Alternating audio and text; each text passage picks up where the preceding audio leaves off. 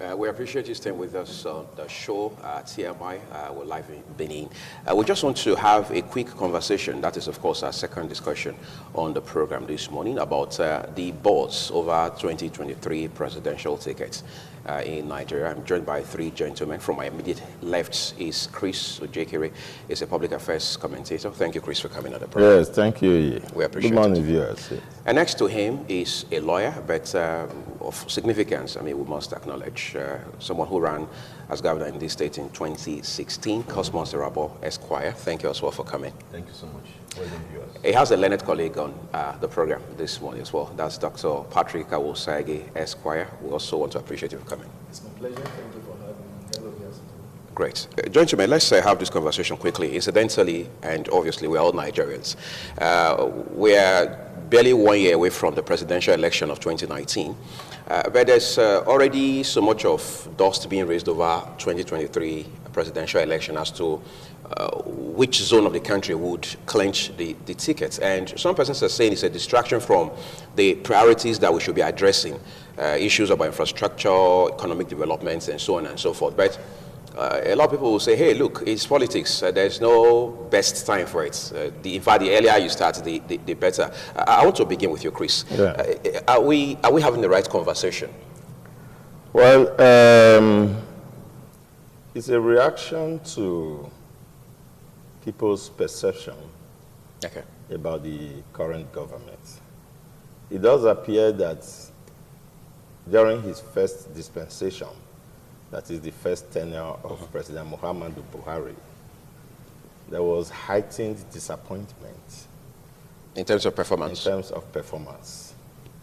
And a lot of people couldn't wait to have him live there, as they had thought he would live in 2019. So the entire conversation began prior to the elections, which is why many people now decided to vote for Atiku Abubakar as the opposition candidate, hoping that he will replace Muhammadu Buhari. But as things turned out, Buhari won a second tenure. But the conversation won't go away. Because people still think that there was no change as promised in the first tenure, and they don't seem to be having any indication that you are going to have that change soon. So in a way, many people have looked beyond Buhari, and they are now beginning to think of 2023, where they are hoping that Nigeria will introduce a new order, a new political order and governance order that will begin to meet the yearnings and aspirations of Nigerians, that will begin to give us a semblance of democracy, that will begin to address national issues, economic, political, social. So it's a reaction to those expectations. That is why the conversation is on. Personally, I don't think that it is too early. And I also don't see why it cannot go on side by side with other governance development or governance activity. Political discussions should be left to politicians, public affairs analysts, while government continues with its own job. And government's attitude and job will help to shape the political discussions on how it goes.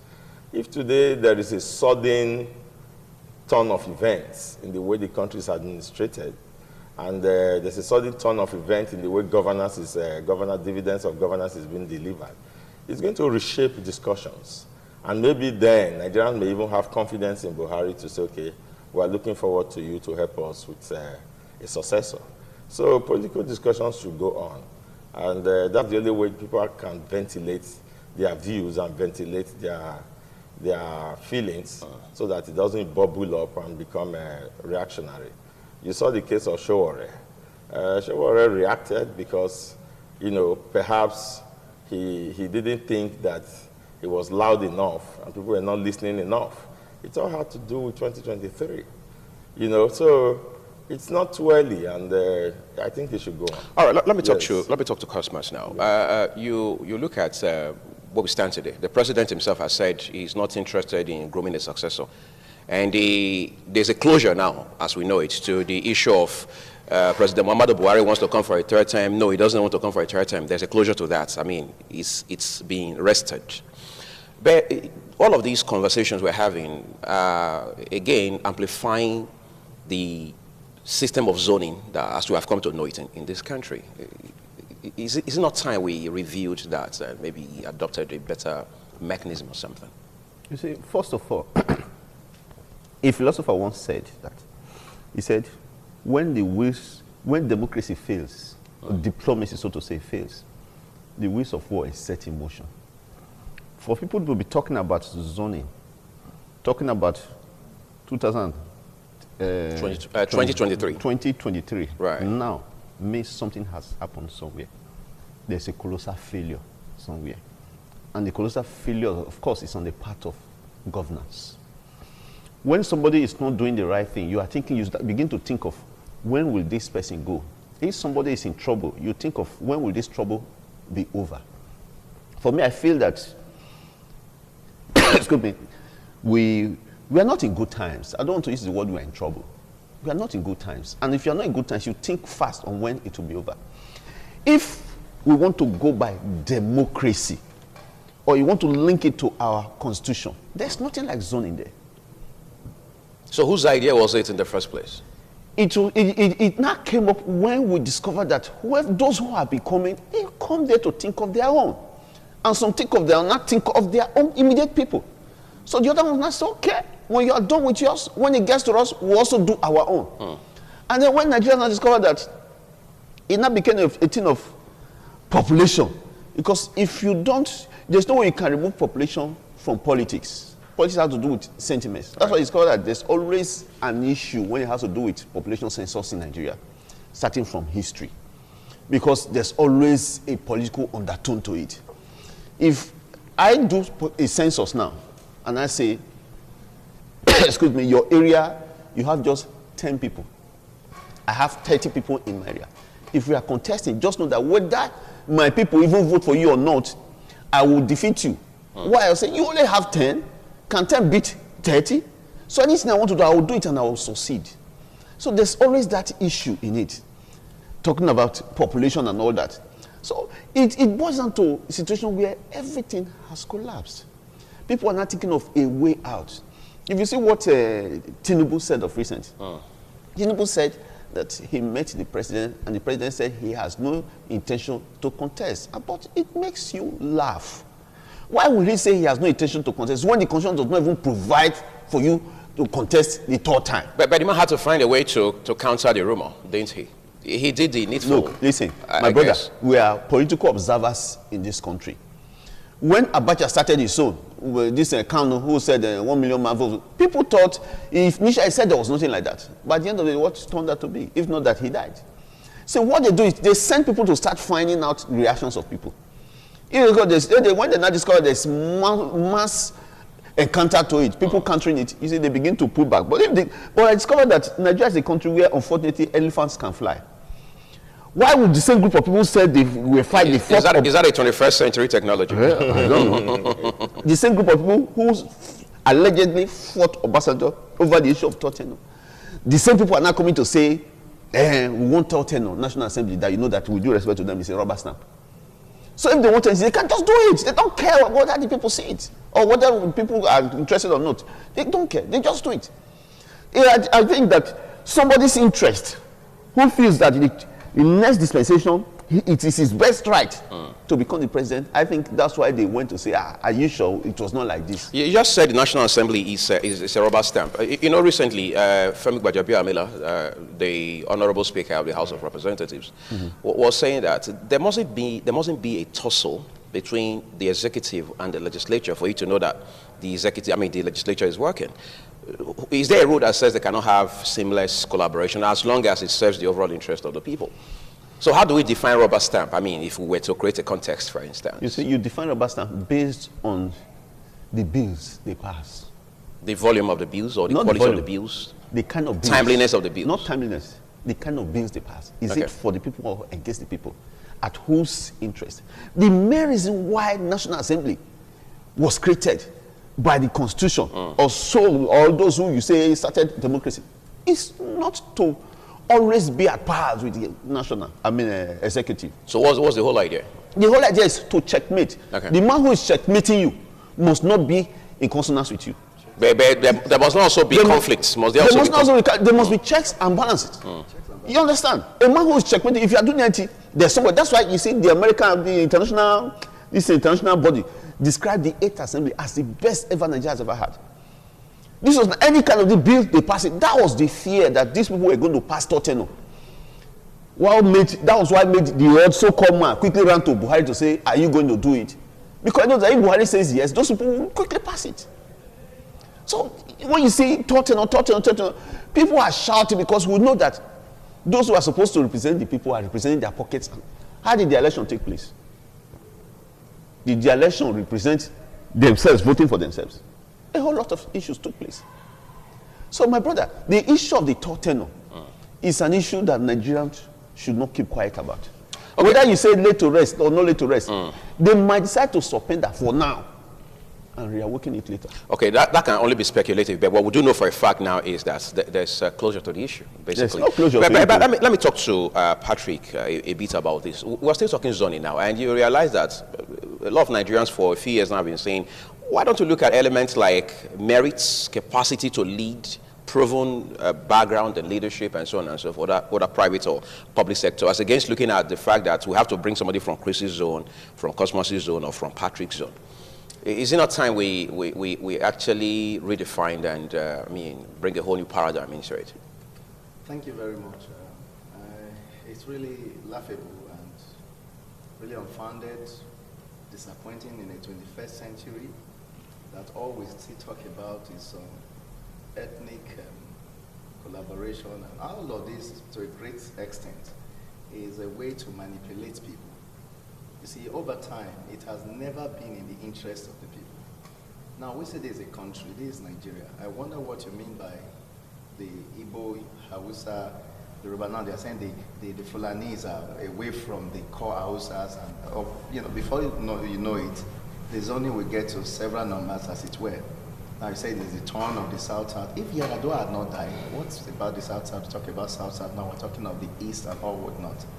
Left for me, I am not advocate of zoning. I don't believe in it. I have never believed in it. I don't think it makes any sense to me.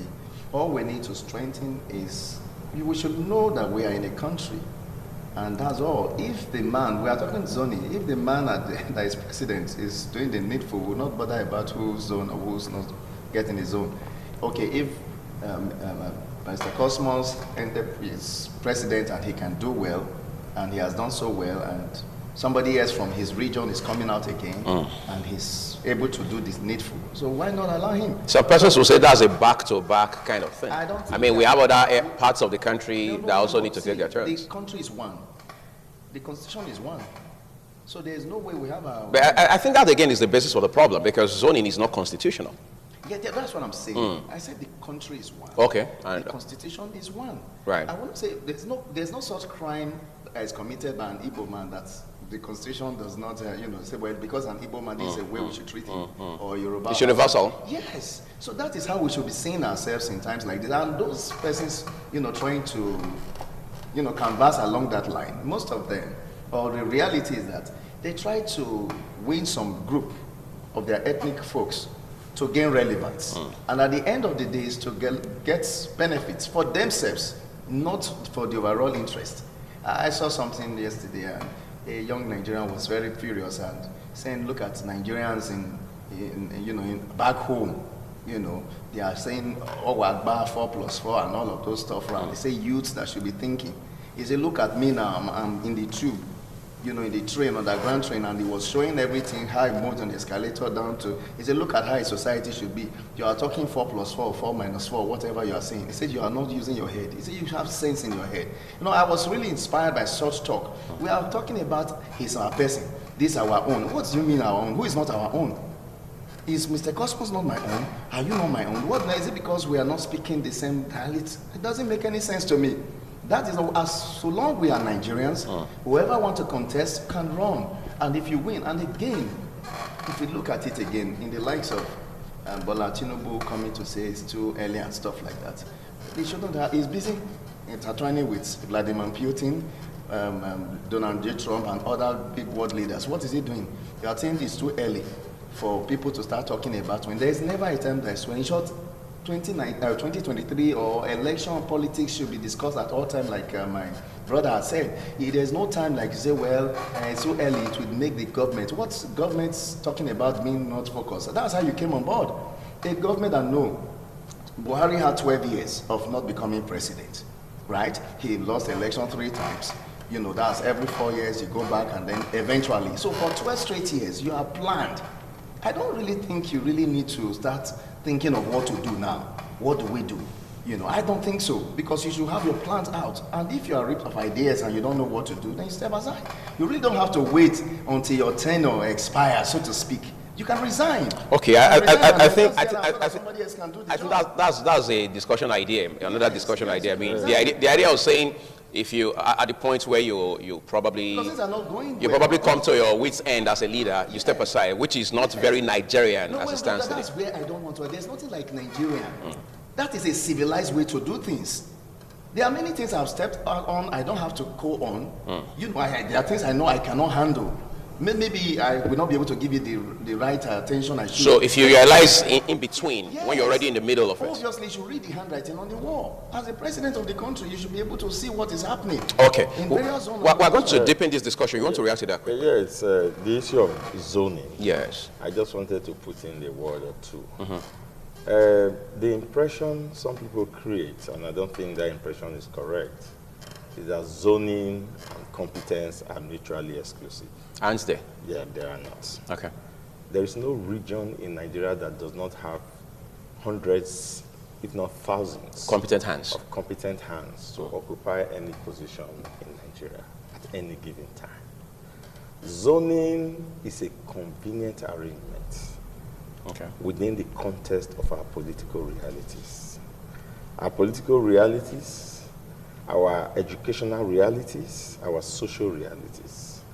It is meant to create stability. What I think is the problem with zoning is that sometimes people give their own interpretation to the concept of zoning, and then they skew it in such selfish way as to create problems. The truth of the matter is that if you are dealing with a heterogeneous society like ours, with over 250 tribes, you will never produce the president from certain regions or certain tribes if you don't have a convenient arrangement, like the zoning arrangement that could go around. So I think that zoning should stay. But what we should look at is that if it's going to be zoned to your region, whoever you are going to be presenting must show that he has national acceptability. It means the person would have been a player in the scene, on the scene rather. He would have been somebody who has been networking across the country because he has an interest, or he has the interest to come up later to do national service. So it is such people that should win on the basis of their popularity, networking, and ability to have been able to engage our tribes and show marked understanding of the entire concept of Nigeria and where Nigeria wants to go. So if we leave it, those who are against 2023 zoning, who were for zoning in 2015, particularly, I don't know if I'm extending the zoning conversation. No, by all means. Yeah, particularly, people like Yerima Shetima, who is now an apostle of continuity of the presidency in the North, in 2015 have thought that the South had done their turn and it should come to the North. Now the Northerner is there and he has done, 5 years to do 8 years. He is saying that after the 8 years, the presidency should remain in the North. And what was his reasons? He said Buhari has not favored the North, that Buhari had favored the Southwest. That was his reason. Therefore, Buhari should be there. There is no guarantee, he has not been able to supply us any guarantee, that if Buhari is succeeded by a Northerner and that one has done 4 years, he wouldn't want to do his 8 years. Okay. Are you following me? He did not tell us, he spoke about equity and justice, but he didn't factor into his justice and equity formula the fact that for over 20-something years, Northerners under the military regime were ruling over the entire Nigerian nation. So his arguments are specious. They are valid, but they are logical, but they are not valid. The truth of the matter is that after Buhari, the presidency should come back to the South. And then we now have a balanced system of an 8-year North and an 8-year Southern presidency. So you know, what you're saying is, even though zoning, as it's called, is not constitutional, it's expedient. It's very expedient. And you say it's convenient. And it should be respected, and it's convenient. Okay, it has helped to create stability within the system. Okay. And there's no point rocking the boat. All right. They say if it ain't broke, don't fix it. Yes. Exactly. So let me talk to customers now. Very ranking member of the APC, Honorable Minister Dr. Chris Ngige, just a few days ago, on Sunday, to be precise, was addressing some youths in his states, the Demili South local government, and he told, in the course of his speech, he said, if the Southeasterners want the ticket to come to the zone in 2023, they had better join the APC. Of course, 2 days ago, the Johannes Ndigbo responded to it. They called it, quote, childish and pedestrian, right? Do people have to, by necessity, join a party because they want to attract a certain ticket, presidential ticket in this case, to their zone? You see, in the first instance, in Nigeria Constitution, for you to win an election, you have to belong to a political party. Naturally. So they might not be wrong to say you have to join a particular political party if the party is in majority to get a political office.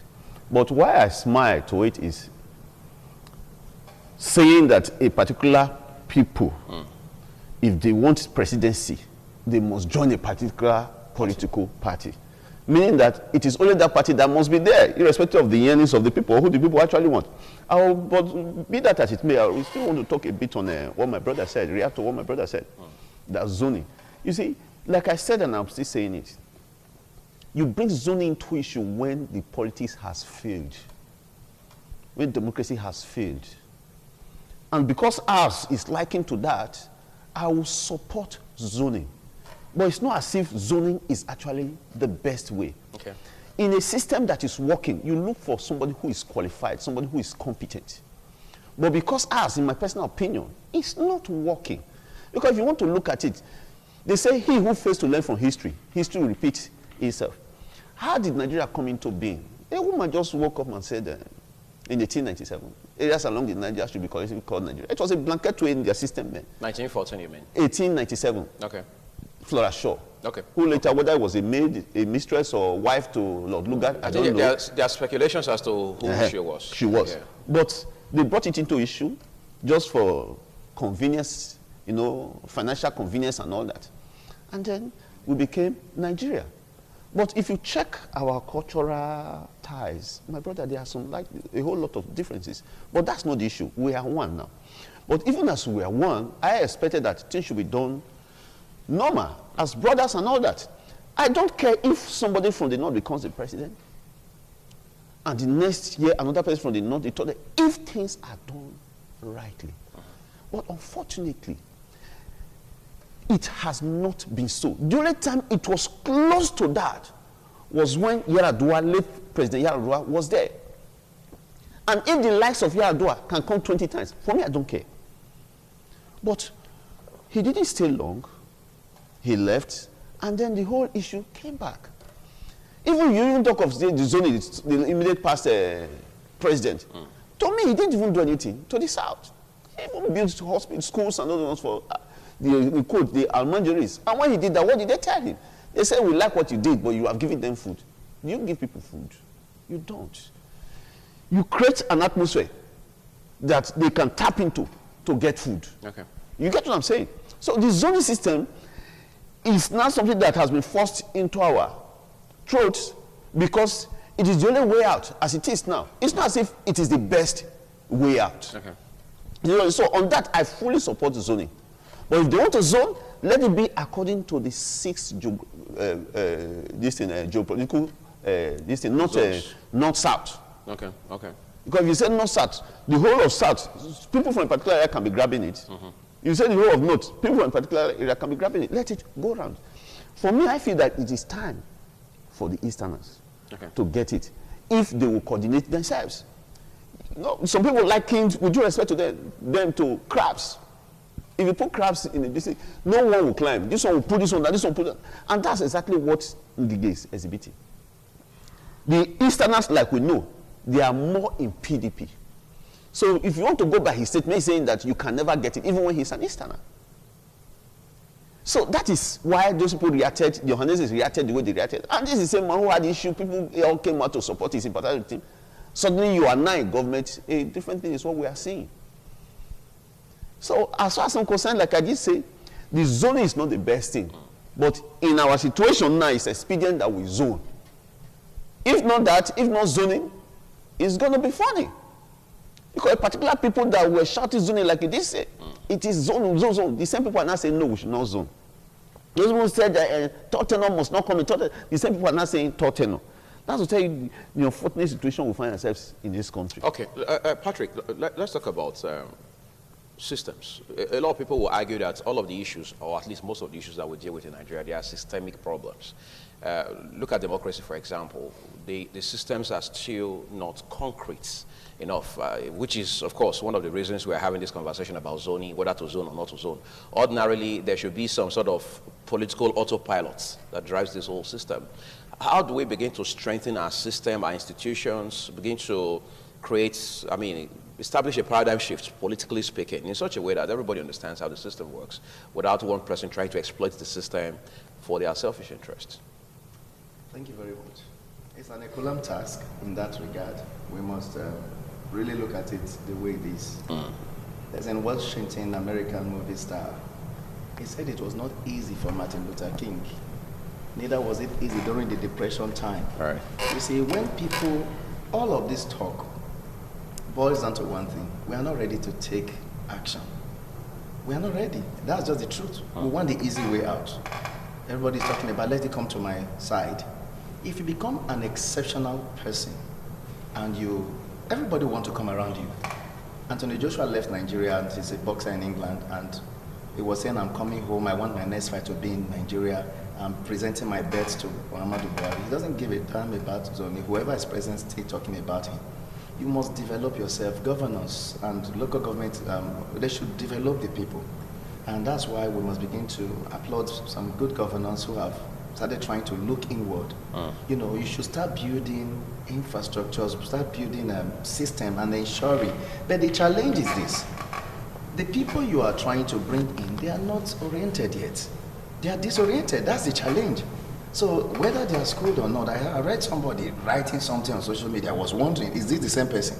Oh, you mean you are the one writing this? I didn't say anything. I'm not good at casting jab at people.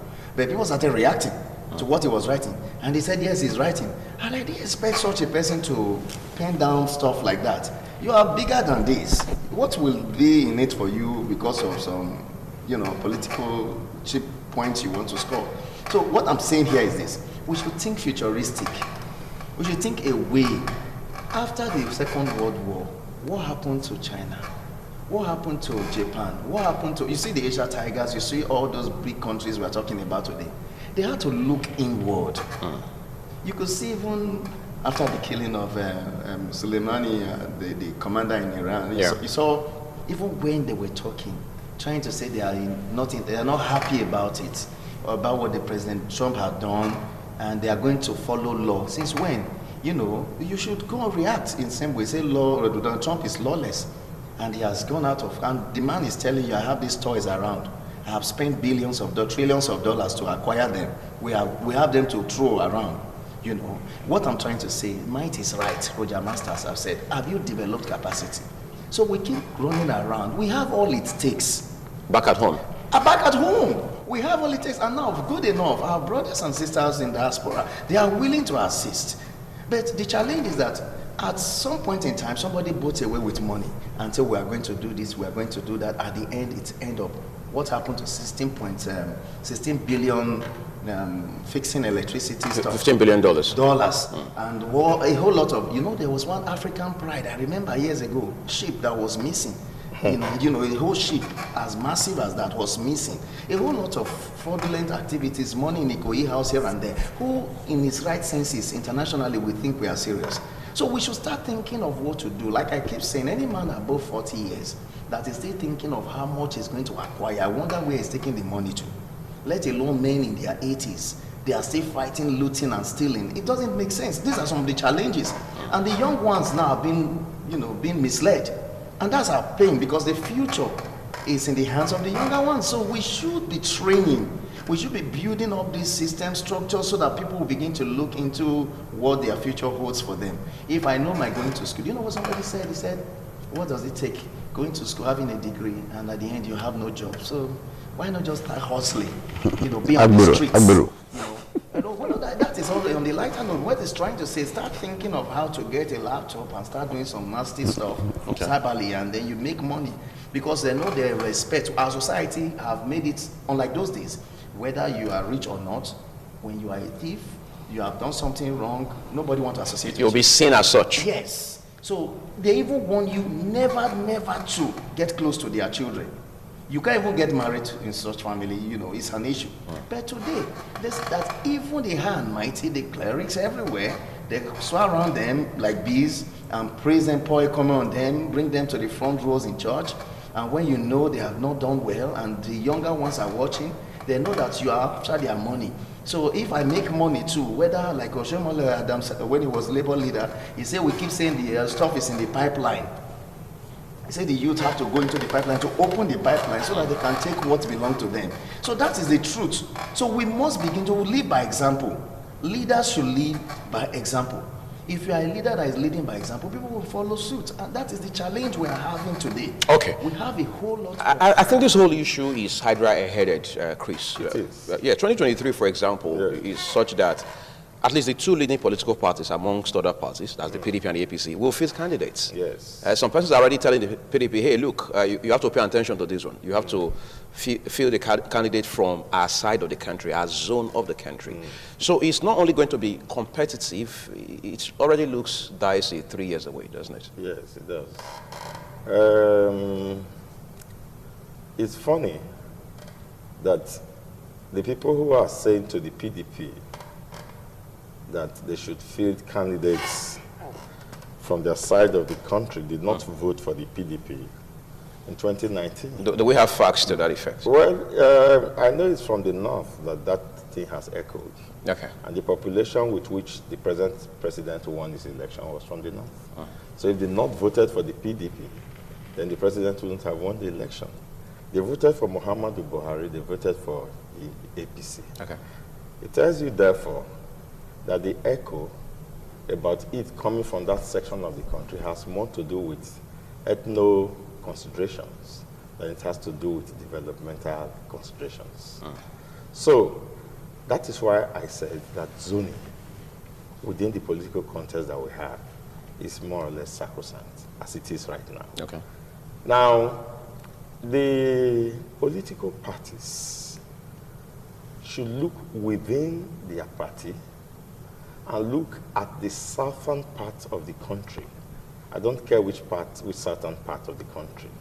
And that brings me back to the question on Igige. What Igige was only asking the Igbos to do was to mainstream their political interests and agenda. Okay. Igige cannot be speaking for the PDP. It's of the APC. If Igige were of the PDP, Igige would speak for the PDP. Right. So he can only encourage people to join his party, which incidentally is the ruling party now, in Nigeria. And he was saying to them, if you have political ambition to produce the next president in 2023, join the APC, because the APC, as it stands today, is the majority party by virtue of the fact that they have the presidency. Right. Now, within the APC, you can now negotiate, you can network, you can host trade, you can engage other parts of Nigeria. You cannot have a supremacist attitude and you stand aloof of the Nigerian politics and the dynamism of it, and then you are asking. It's not a giving. You don't ask for the presidency. You go for it, you lobby for it, you work for it, and you achieve it. It's, you shouldn't have a sense of entitlement or this victim mentality that we're marginalized, where I know. Politics, those who are playing in the politics, even within those regions where you say they are the dominant factors in Nigerian politics.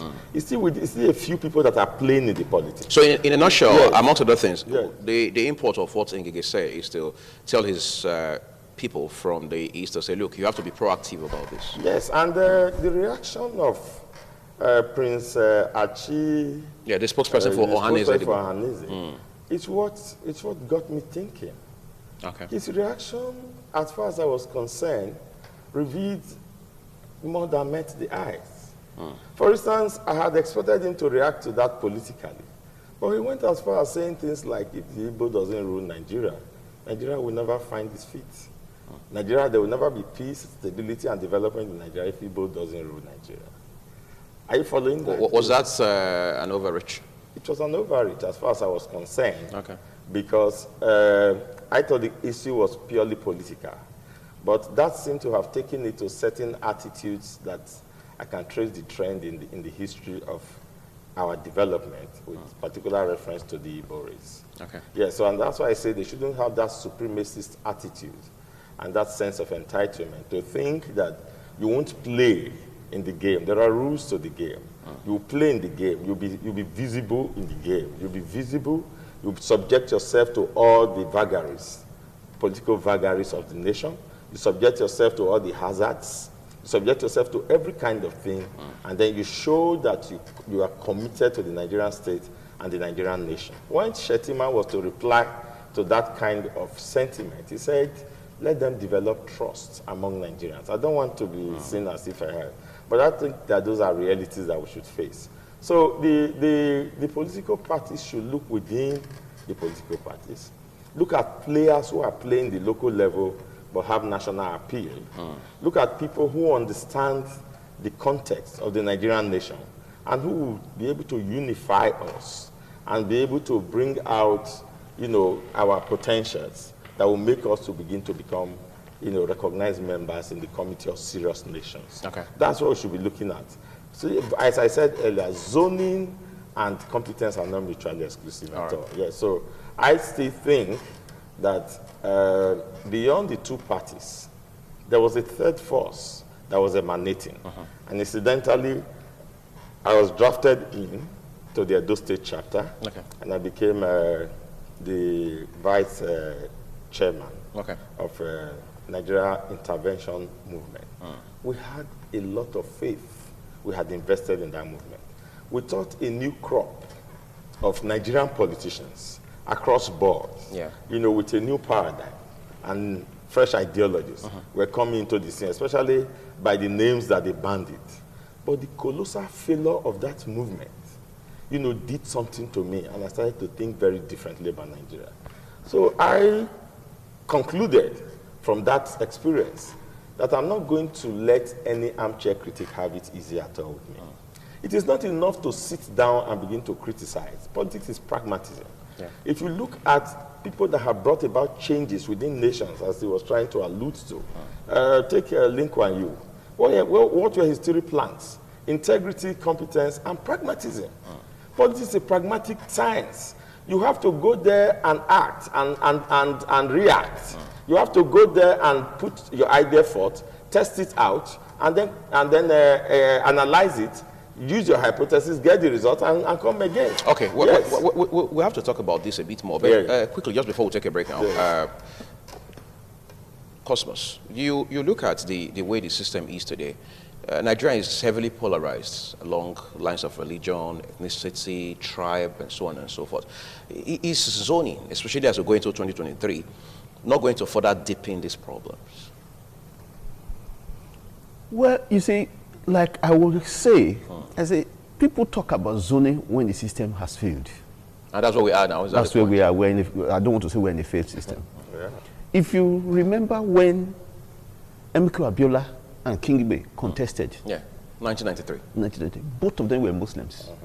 And Nigerians, they have a problem with it. Because they saw both of them as competent, and then they told Nigerians what they were going to do. Nigerians viewed them from the perspective of their past, and then they contested. While the other one had a northerner and a southerner. But these ones won the election. And today, people see it as the only elections that spoke the truth of how elections should be. So if that one can happen, it means that we bring about all these issues of zoning and all, simply because the system has failed. Nobody, in a sound system, nobody really wants to know where you come from. Just do the right thing. And when you do the right thing, you have the right followers. If I may delve a little into the statement made by John Hanese and which my brother was talking about. You see, for me, I will not blame them for making that statement. If the system is truly, when you contest an election, people vote for you, their votes count, then that system could be seen as faulty. But when it becomes a situation where votes don't count, people pick who they want to pick, force themselves into power, that means that there's no how pragmatic you can be. There's no amount of campaigning you will do. There's no amount of networking you will do that will give you the office. So the best way to make it is to talk. Use your words. Let them know that you are here, you know what's going on. Even when those words hit up the policy? My brother, is there anything that can hit up the policies that has not been spoken in this country? That people have closed their eyes to? You see, it depends on where you are and what you are doing. Nigeria is a country where, like I said, elephants can fly. But when birds want to fly in certain areas, they shoot it. You are not supposed to fly. When elephants are flying in other areas, they close their eyes to it. And we keep quiet. That's why somebody asked me, say, what is the problem of Nigeria? Is it the leadership or the followership? Okay, we're going to talk about that convergence, leadership and followership, just after we take this quick break. These three gentlemen are still here, so we'll come back shortly to conclude this discussion. Stay with me.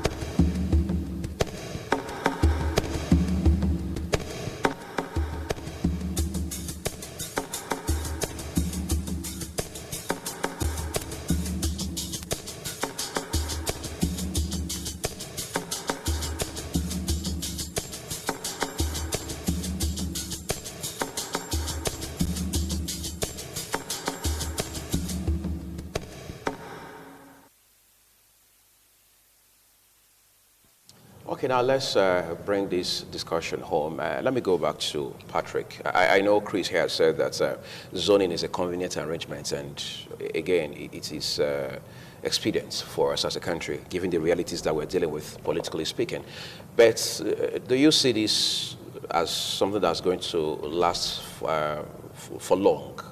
Because the scene, the political scene is evolving faster than most of us can actually figure. You mean to say the zoning itself, yes, this arrangement of zoning from one zone to the other, is this something that's here to stay for a long time? And the big question is, how many of the zones have really benefited, as it were? It's more like a pendulum, north-south kind of swing.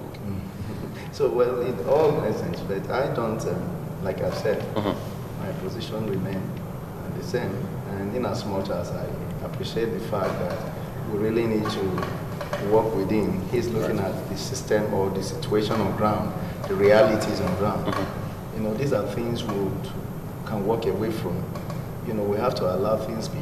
Like if whatever is worth doing. But Obama taking oath of office, I want to. He said it's only in this country this can happen. You know, while he was taking the oath of office, it's only in this country, America.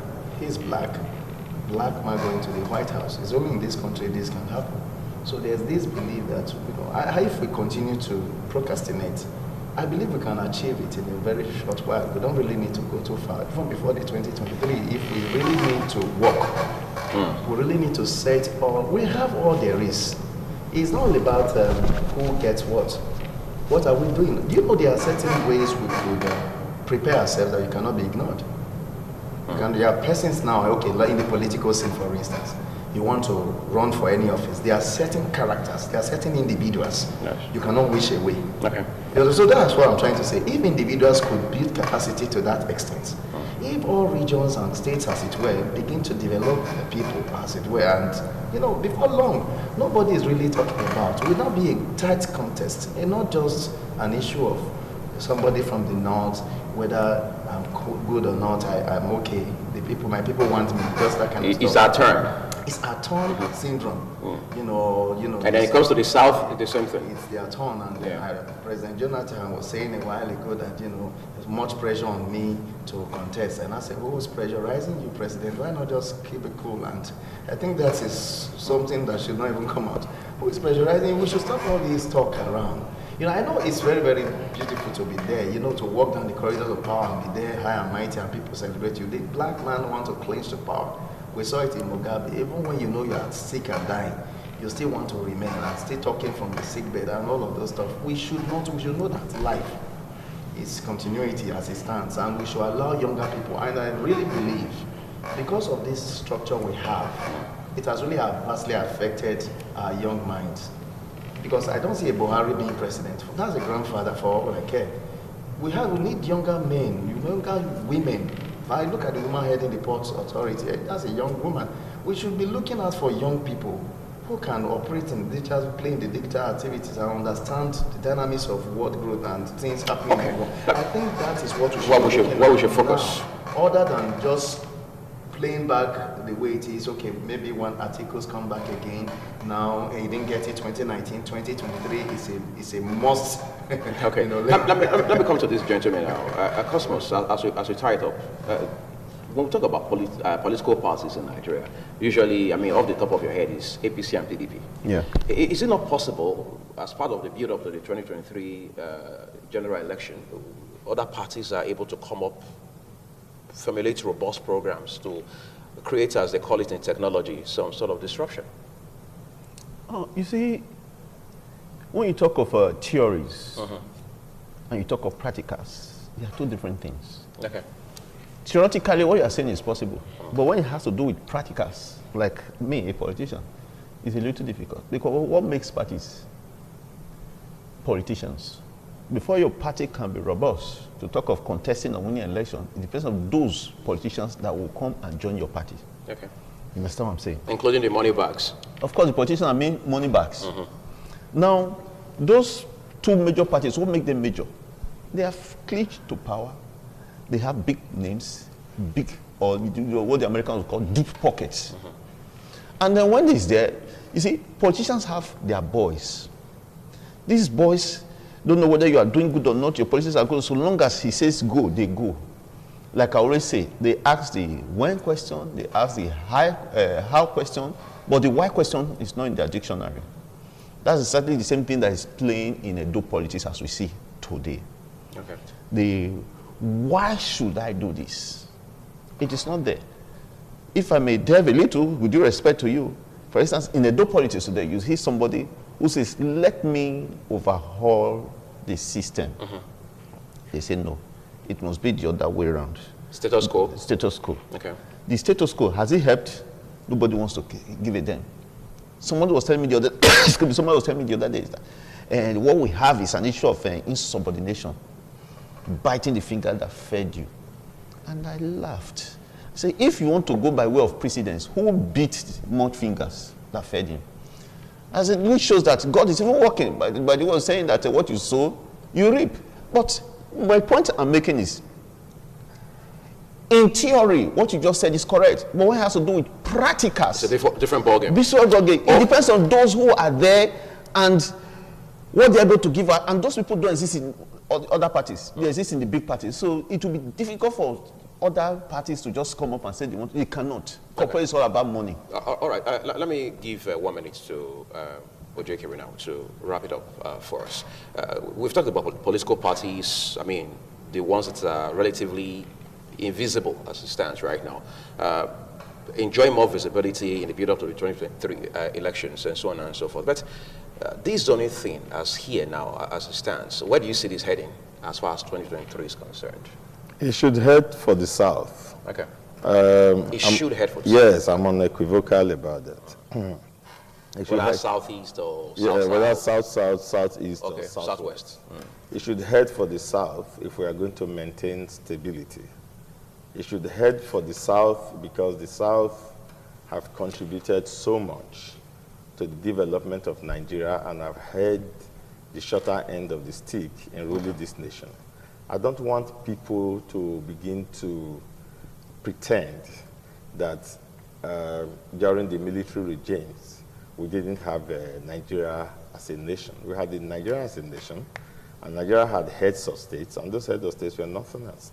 So we have not, because they keep citing the example that since the democratic dispensation, that we have been there for about 16 years, and they've been there for only about 9 years. For me, that's hypocrisy. They are trying to pretend that we didn't have head of states who were nothing else, who ruled us during the military regime. Most of the bridges that were built in Lagos were built during the military regime. So in fact, almost all the physical infrastructure we have that you can call national infrastructure today were built during the military regime. So Oliver Cromwell ruled England, and it had one of the best administrative regimes in the world as at that time, before, apart from the oppressive tendencies of it. So I am not going to discountenance that fact that we have had Northerners having, more time at the saddle of affairs. But now that we have come back to democracy, and then we have found some sort of stability in Buhari, haven't allowed him to do 8 years, now it should come back to the South. The South have been politically active. We've not folded our arms, at least if both regions. The only region that have not been very active, and that was what I was trying to advise just now, that they have to come into the fray of things, is the Southeast.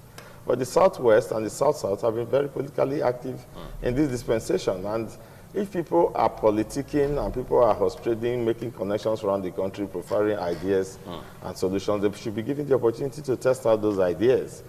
So we should come back to the South. There's no argument. There's no justification why it should remain in the I think that's just a wonderful way to end this discussion this morning. Thank you, Chris Ojekere, for coming. We appreciate it. Cosmos Arabo, we also appreciate you for coming on the program. And of course, Dr. Awosage, thank you as well for coming on the program. Please remember, as always, that the views of our guests on all of our programs, including TMI, are their respective opinions. Enjoy the rest of your Wednesday.